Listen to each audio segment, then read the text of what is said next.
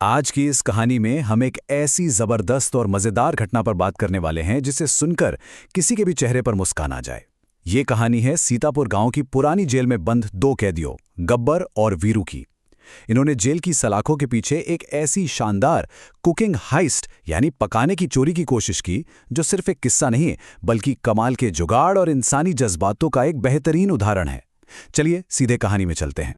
इस पूरी कहानी को समझने के लिए जरा इस एक सीधे से सवाल पर गौर करते हैं। क्या छुपकर बनाई गई एक बर्तन चिकन बिरयानी एक बेहद सख्त जेल का माहौल बदल सकती है? हम अक्सर जेल को एक ऐसी जगह मानते हैं जहां कोई दया नहीं होती, लेकिन क्या एक अच्छे और स्वादिष्ट खाने की महक उन पत्थर की दीवारों को पिघला सकती है? ये कहानी गजब की तरकीबों और बाल बाल बचने के किस्सों से भरी है। तो सबसे पहले बात करते हैं इस पूरी घटना की असली जड़ की, जो थी पानी वाली दाल की समस्या। अब देखिए, गब्बर कोई आम इंसान नहीं है, वो एक बहुत ही शानदार कुक है। उसके हुनरमंद हाथ शाही पनीर और लजीज डिशेस बनाना चाहते हैं, लेकिन दूसरी तरफ जेल की हकीकत क्या है? वही रोज की बेस्वाद पानी वाली पीली दाल, वो भी एक एल्यूमिनियम की प्लेट में। मतलब एक जुनूनी कुक के लिए इससे बड़ी सजा और क्या ही हो सकती है। एक दिन गब्बर का फ्रस्ट्रेशन अपने पीक पर पहुंच गया। उसने प्लेट फेंकते हुए एक बड़ा ही मजेदार ताना मारा कि इस दाल में पानी है या पानी में दाल, इस पर तो सीधा इसरो वाले ही रिसर्च कर सकते हैं। और पता है क्या, वो प्लेट जमीन पर एक पत्थर से जा टकराई और वहां से एक अजीब सी खोखली आवाज आई।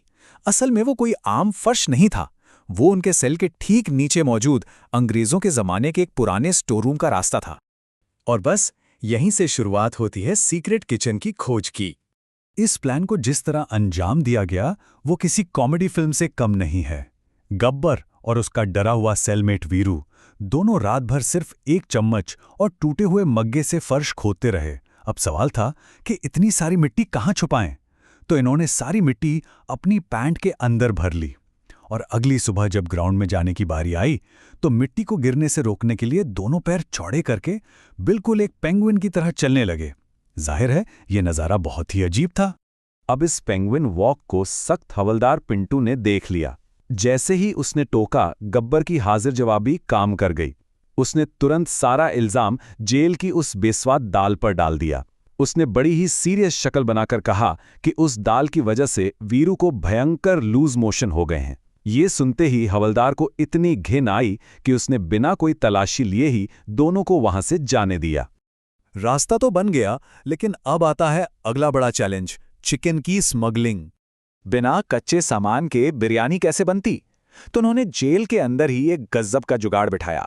गब्बर ने सफाई कर्मचारी भैरवी को अपने साथ मिला लिया। डील ये थी कि भैरवी सेल के रोशनदान से एक रस्सी के जरिए सारा कच्चा सामान, मसाले और चिकन अंदर पहुंचाएगी और बदले में उसे मिलेगी गर्मा गर्म असली चिकन बिरयानी की पहली प्लेट। शाम से लेकर सुबह तक की वो पूरी रात किसी सस्पेंस थ्रिलर की तरह गुजरी।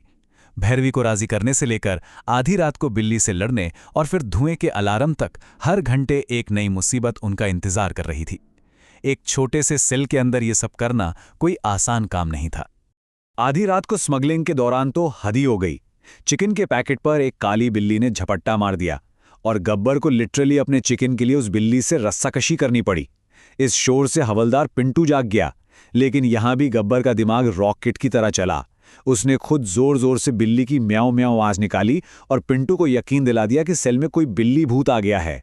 पिंटू इतना डर गया कि वहां से दुम दबाकर भाग खड़ा हुआ। सामान तो आ गया, लेकिन पकाने के दौरान बारी आती है भूत और धुएं के अलार्म की। अंडरग्राउंड चूल्हा जलाने के लिए उन्होंने टूटी हुई खाट की लकड़ियां इस्तेमाल की। दिक्कत यह थी कि लकड़ियां गीली थीं, जिसकी वजह से पूरे सेल में भयानक धुआं भर गया। ये धुआं देखकर हवलदार पिंटू आग आग चिल्लाता हुआ सीधा उनके दरवाजे पर आ पहुंचा। अब तो ऐसा लगा कि पूरा का पूरा सीक्रेट प्लान बस खत्म ही होने वाला है। लेकिन गब्बर कहां हार मानने वाला था।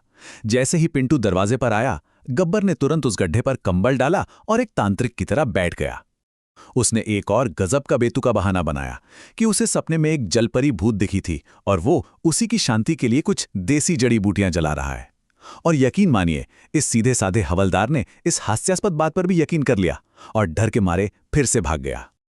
अब तक सब ठीक चल रहा था, लेकिन अगली सुबह होती है सबसे बड़ी गड़बड़, यानी जेलर की खोज। जरा इस कॉन्ट्रास्ट को इमेजिन कीजिए। सुबह सुबह जेलर ठाकुर अपने ऑफिस में बैठे अपने टिफिन की बेस्वाद उबली हुई लौकी को देखकर दुखी हो रहे हैं, और ठीक उसी वक्त हवा में तैरती हुई एकदम असली लखनऊ स्टाइल चिकन बिरयानी, दालचीनी और घी में भुने प्याज की जबरदस्त महक उनके ऑफिस तक पहुंच जाती है। महक मिलते ही ठाकुर किसी शिकारी कुत्ते की तरह सभी कैदियों को लाइन में खड़ा करके सूंघने रखते हैं। जब वो कांपते हुए वीरू के पास पहुंचते हैं और उन्हें मसालों की महक आती है, तो गब्बर बीच में कूद पड़ता है। वो कहता है कि साहब, जेल की पानी वाली दाल में इतनी बदबू आती है कि वीरू ने उससे बचने के लिए अपने पूरे शरीर पर झंडू बाम रगड़ लिया है।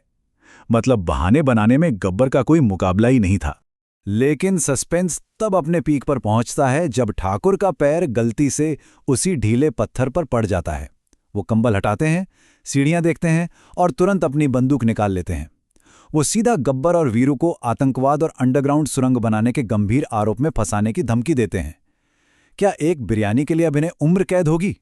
गब्बर और वीरू अपनी जान की भीख मांगने लगते हैं, और यहीं पर हमें देखने को मिलती है भोजन की असली ताकत। जैसे ही ठाकुर गुस्से में उस बिरयानी के पतीले को लात मारने के लिए पैर उठाते हैं, ढक्कन थोड़ा सा खिसकता है और वो जादुई महक सीधे उनके चेहरे से टकराती है। वो वहीं सुन्न रह जाते हैं। हिंसा की जगह वो खुशबू एक टाइम मशीन की तरह काम करती है। उनकी आंखों में आंसू आ जाते हैं और बंदूक उनके हाथ से छूटकर जमीन पर गिर जाती है। ये पल इस पूरी कहानी का सबसे इमोशनल हिस्सा है। एक बेहद ही सख्त जेलर जिसके सामने अच्छे अच्छे कांपते थे, वो एक पल में पूरी तरह टूट जाता है।